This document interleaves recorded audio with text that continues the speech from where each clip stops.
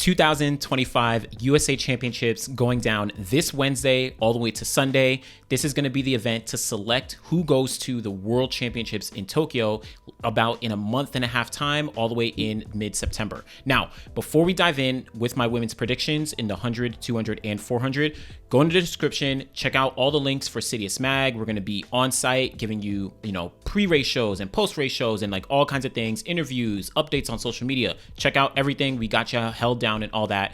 Also, you might have seen me. I was on CBC. I think they've posted it by now. I was able to dive in with Perdita as well as Aaron to, preview the USA Championships. I'll also leave a description for that as well. Shout out to the CBC. Shout out to Perdita. Shout out to Aaron. But let's dive in women's sprint. 100, 200, 400. I'm going to go a little bit more in depth with my predictions here and talk about some of the athletes that I'm leaving off just a little bit, but let's dive in. Women's 100 meters. This is Melissa Jefferson-Wooden's show. She is one of the biggest favorites out of this entire meet in probably any event in this 100 meters specifically. She's already run 10.73, which is a world lead right now. She's already run 10.75 to take down Julian Alfred at the Prefontaine Classic. She dominated the Grand Slam track meets. She has been on fire in 2025.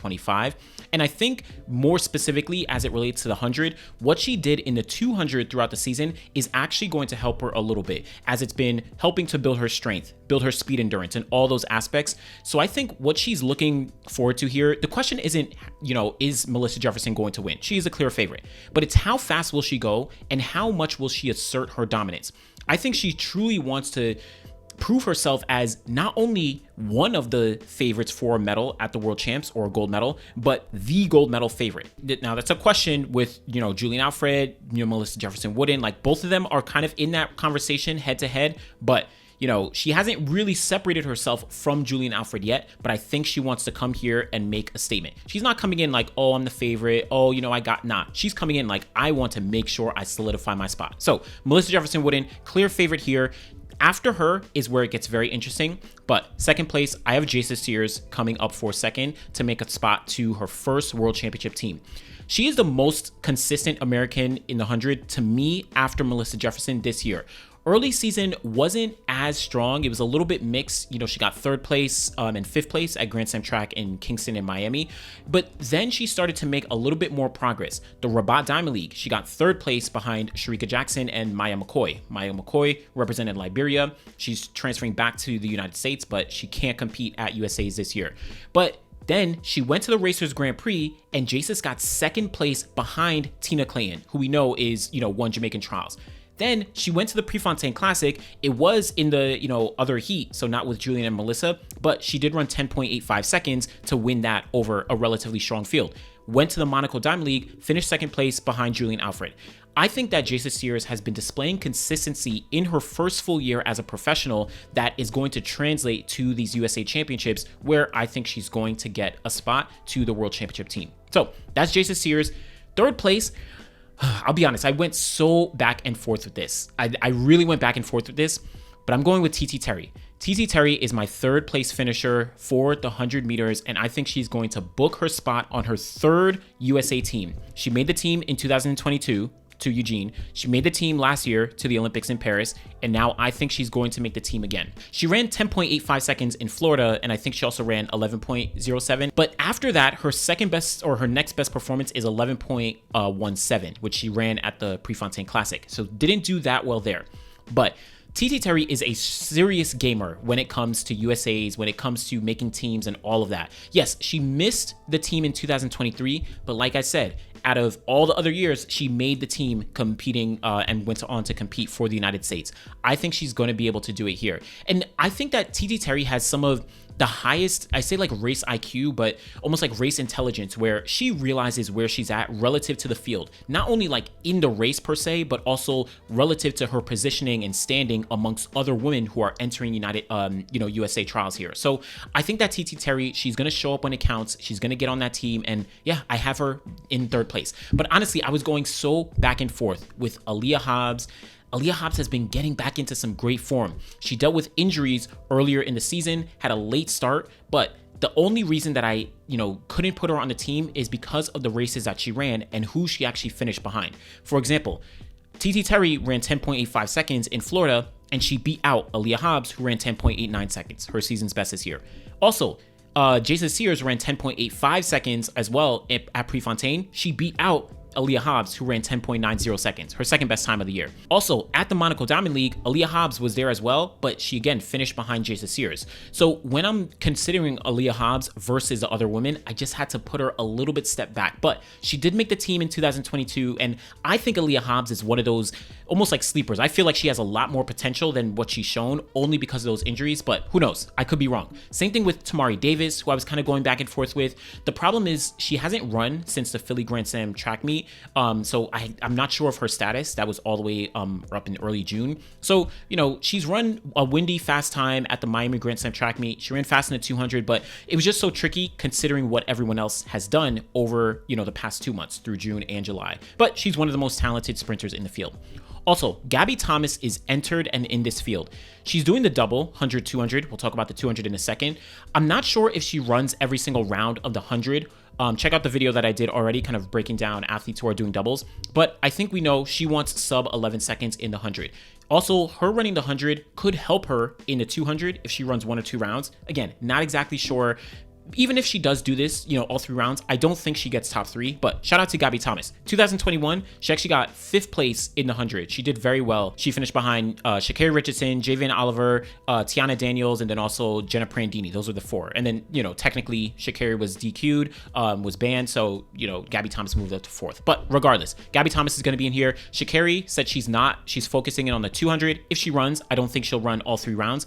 But after that, you have some of the NCAA athletes. Jamesia Ford, you have Alexis Brown, who's from D2. You have Samira Moody, Deja Zafran. All of them have run between 10.87 and 10.93, but I'm not as strong and high up on the NCAA athletes right now relative to the other women, right? Jamesia Ford ran 10.87 in the semis of NCAAs, but then she didn't win the final. So I don't know. It's really tricky. I'm going to have another video about NCAA athletes coming out tomorrow, so stay tuned for that. But my top 3, Melissa Jefferson-Wooden, Jason Sears, Tanisha Terry, that's my 3 going to Tokyo. Now, let's move over. Women's 200. This is also very tricky, but Gabby Thomas. She's the Olympic champion. She's the fastest in the field in terms of personal best, 21.60. She ran 21.95 seconds early in May this year, which is the number 2 American time, only behind Mackenzie Long, who ran 21.93, but in July. So difference in terms of times when the performances actually occurred. And I think this race for Gabby Thomas is for her to prove why she is the top 200-meter sprinter in the United States and also in the world. I feel like since winning Olympic gold and also with Grand Slam track, she's actually gotten slightly overlooked when it comes to the 200. Julian Alfred has been dominating, right? She's on pace to run 21.6 and all that, right? Melissa Jefferson-Wooden beat Gabby Thomas at the meet in Philly, at GST in Philly. So I think that people have overlooked Gabby slightly, and I think she's looking to not only assert herself and win at USA's, but also assert herself for a gold medal at the World Championships. Unfortunately, like it or not, people have called her Olympic gold medal quote unquote fluke, or like, oh, Sharik wasn't in the field, so this, that, whatever, which I personally don't subscribe to. I believe that every professional athlete, it's your job to show up when it counts the most, whether that means health, whether that means false starting, whether it means all those different things. So if you don't show up, then whoever does get the gold medal, then they are the gold medalist. So you can't take that away. Now, things, of course, will change this year. Sharik is getting into form. Julian is looking crazy. But just saying that last year, Gabby is a rightful gold medalist. But I think that she wants to prove to herself and to the world, like, nah, I'm still here and I'm more than capable of winning gold when everyone is there. So we'll see. And like I said, after the 100, she may have some momentum if she does well there, if she runs sub 11, but we'll see if that comes into fruition. After Gabby, this gets very tricky. I kind of went back and forth a little bit on this with all the next 2-3 athletes, but I have Mackenzie Long making this team, 2nd place. She's run 21.93 seconds. She's the top American this year, very recent. That was in July at the Ed Murphy Classic. So she's rounding into form. She also ran a windy 10.88 there. Her personal best of 21.83 is from last year, which is the same year that she finished 3rd at the Olympic trials, booked her ticket to the Olympic Games, and went on to make the Olympic final in Paris last year. So she has the experience. She had a little bit slower start to the 2025 season, but again, she progressively got better and better. The other thing that's really important is that she's only running the 200 here. She's not entered in the 100. So that indicates to me that Mackenzie is locked in and focused on this 200 to make this team. Now, it's not going to be easy, and I'll talk about why I was like hesitant for a second, but I think that Mackenzie Long is going to get on this team once again. She seems to be rounding into some very good form, and I liked that 21.93, and I like her experience from last year. But this is where it gets very tricky. That third place spot. This is I've gone back and forth so many times over the past week on this athlete. I'm like, but man, and this is why it's so tricky for me. I'm gonna be honest. I'm going with Melissa Jefferson-Wooden. I'm so back and forth between Melissa and Anavia Battle. I'm honestly so back and forth, and I'm not even confident on my pick with Melissa in third, but I mean, and I'm being real. I'm being completely honest right now. I really don't know. But Melissa, 21.99 seconds, personal best to beat out Gabby Thomas at the Grand Slam track meet in Philly. That was a big moment for her. I think coming off the 100, where she's very likely to get the win, probably run a fast time, she's going to have a lot of momentum going into the 200. And I think she wants to prove herself as an all-around sprint threat. We know what she can do in the 100. We know that she's running 10.7s consistently. We know that she has an Olympic bronze medal in that 100. But I think she wants to assert herself in the 200. But I don't know. I think that Melissa, she truly feels like she probably can win this 200 as well. I'm not picking her to win in any capacity. I'm even teetering on if she makes the team. But I think that she's going to do well. The problem is Anavia Battle has been absolutely on fire this year. On fire. And there's so many things that are in her favor if I was to pick her for this team, which I'm teetering on, right? She's undefeated in the 200 the entire season, including 4, I think, Diamond Leagues this year, the two Chinese Diamond League meets. She ran at the Rome Diamond League. She ran at the Paris Diamond League. So 4 Diamond League meets. On top of that, she beat out Mackenzie Long twice. This is why I was saying I was a little hesitant, because Anavia Battle beat out Mackenzie Long at the Paris and the Rome Diamond Leagues 2 times. She also beat out Brittany Brown. She beat out Deja Stevens. She beat out Jenna Prandini, TT Terry, Sharika Jackson from Jamaica. She's beat out so many American women that it's hard for me to say, oh yeah, she only has a season's best of 22.2. But she's consistent against the other American athletes. And let's not forget, she made the Olympic team in 2021 to Tokyo that year, finishing 3rd place in the 200, right behind Gabby Thomas and Jenna Prandini that year. She ran 21.95 seconds. Many people forget about that, her making the team and running sub 22 seconds. Now, she didn't make the final at the Olympic Games, but I think the progression that she's made over the past couple years, despite not making the 2022, 2023, or 2024 teams, I think in 2025, this is the year that she's really showing herself. But again, I know I'm not even saying I'm picking her for the team, but being honest, between Melissa and Anavia, either of them can make the team. I'm not going to lock in. I mean, I'm locking in Melissa. I'm going to say it. But I think Anavia should be on the team. I don't know, man. It's tough. I'm struggling here. Obviously, you can see. But I don't know, man. I don't know. It is what it is. Let's move on, though. Sha'carri Richardson, she's going to be running the 200 here. She has a wild card in the 100, so she doesn't have to compete there. Who knows if she'll actually run any rounds there. But she hasn't run the 200 this year. She's only run 2 races this year, 11.4 in Tokyo and then 11.1 at Prefontaine. So she had an injury early on, but she's a 200 meter runner. She has the capabilities. Bronze in 2023 at the World Championships. She has the capabilities to run fast. She's run 21 seconds a couple times. I mean, the talent is there, but there's no indication this year to say that she's going to make Team USA. She could surprise and very well show up and make this team, but I think she's doing, all these rounds to potentially make the team, but also to get more racing in because she's lacking it this year. So we'll actually see. A few other athletes, Jamesia Ford from the NCAA. She's run, 21 seconds this year, but again, she got injured. It's tough to say. I'm not as high on Jamesia Ford relative to some of the other professional athletes, but she could make the team as well if she's good. Brittany Brown, she had her surgery, at the end of last year, so she's been kind of on the comeback trail. She did run 22.1 at the Ed Murphy Classic, so getting back into form, but I think she might come up just short, considering the deep field. Shout out to Deja Stevens as well. Deja Stevens has run 22.18 seconds. She's returning this year after some time away to start a family, and also she had a whereabouts ban, I think, for some time. So she's coming back, looking to get back into form. She made the 2016 Olympic team and then also the 2017 World Championship team. She was USA champion that year. So she's someone who could surprise here. She has the talent, has the ability. But that is my team. Gabby Thomas, Mackenzie Long, Melissa Jefferson-Wooden, and Anavia Battle. I don't know. I mean, listen, Gabby or Anavia win the Diamond League final so that someone could get a 4th place spot. I feel like between Melissa and Anavia, I'm so split, but I'm sticking with it. Melissa Jefferson-Wooden. All right, women's 400. Let's close things out. Sydney McLaughlin-Levrone, class of the field. She is by far the favorite. Personal best of 48.74 seconds, which she ran to win USA's in 2023. She ran last year 48.75 seconds. She, of course, is going for the American record of 48.70 by Sha'carri Richardson. Check out the full video kind of breakdown I did from her about, Sydney and her 400 potential here. She has only run 49.43 seconds this year, which is number 4 in the United States. She did that to win the Prefontaine Classic, but I think that was an example of how she essentially controls the field when it comes to United States. In that race in Prefontaine, you had Aaliyah Butler, you had Isabella Whitaker, who are arguably the next top 2 Americans this year. So Sydney is going to win this race. The question is, will she break the American record? Again, check out the full video that I did breaking down Sydney's decision to run the 400 here. But second place, I have Aaliyah Butler. She's run 49.09 seconds for second place at the Monaco Diamond League, just getting edged out by Marlita Paulino, right? Went toe-to-toe to the line, so Aaliyah has gotten that experience.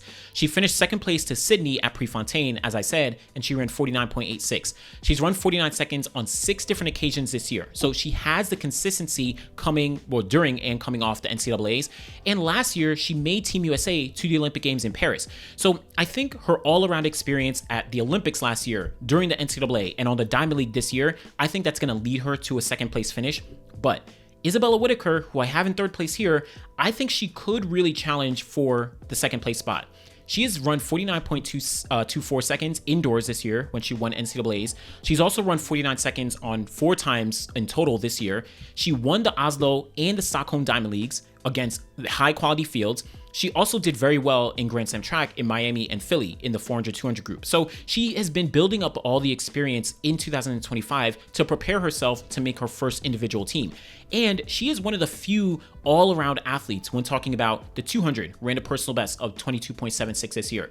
800, she ran a personal best of 2 minutes, 2 seconds this year. So she is really building up a lot of consistency. So I can see her finishing second place ahead of Aaliyah, but I have her in 3rd. Now, I'm gonna be honest, I actually have Lena Irby-Jackson in 4th place, but she can also finish 2nd or 3rd maybe as well. She can make this team. She has been having what seems like almost a dream legendary season at this point. She's run 49.82 seconds as well as 49.87 seconds. Those are the 2nd and 3rd fastest times of her career. And they're the fastest times since her personal best of 49.80 from all the way back in 2018 when she was still at the University of Georgia. She has made the World Championship teams in 2022 to Eugene and 2023 to Budapest. So she has the experience and she has the chops to actually finish top 3. She won the Racers Grand Prix. She had a strong race at the Paris Diamond League, the Ostrava Continental Tour. So I don't know. It's tricky. Lena is having the season of her life. And she moved back to her old coach, who she used to work with while she was at Georgia.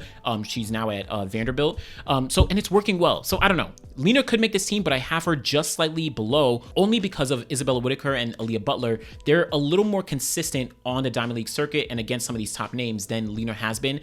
But I don't know. Lena could make this team. Again, someone needs to go out to that Diamond League and win it so 4 people can go. I don't know. After that, you have a few other names who are in the conversation. I think Britton Wilson might be the biggest wild card for me in this 400 field. She's had injuries over the years, but is slowly getting back into form. She ran 2 races this year, 51.37 back in June, and then 50.54 seconds more recently in July. Those are the only 2 races she's run. She has a personal best of 49.2 seconds from back in 2023, and she finished second place at USA's that year to Sydney McLaughlin-Levrone, but she's been dealing with all those injuries and kept her out. But I think she's getting back into form. She could make the team, but it's going to be tough. Also, again, considering those 2 races she has. So look out for Britton Wilson. Alexis Holmes made the Olympic team last year, was the only American in the 400 final. She started off well, but she's kind of been going backwards as the season has progressed. 50.12 in April, 50.36 in May, 51.02 in, well, it was the end of May, first weekend of June. She hasn't run since Grand Slam Track Philly on June 1st. So not sure of her status. Hopefully she's healthy, but if she is, she's of course in that conversation. You have Bailey Lear, who's progressively gotten better, run a personal best of 50.50 seconds this year, but she's probably going to need to get into those 49s to make the team. Same thing with Rosie Effion. She has a lot of potential, but might need to dip back into 49 seconds.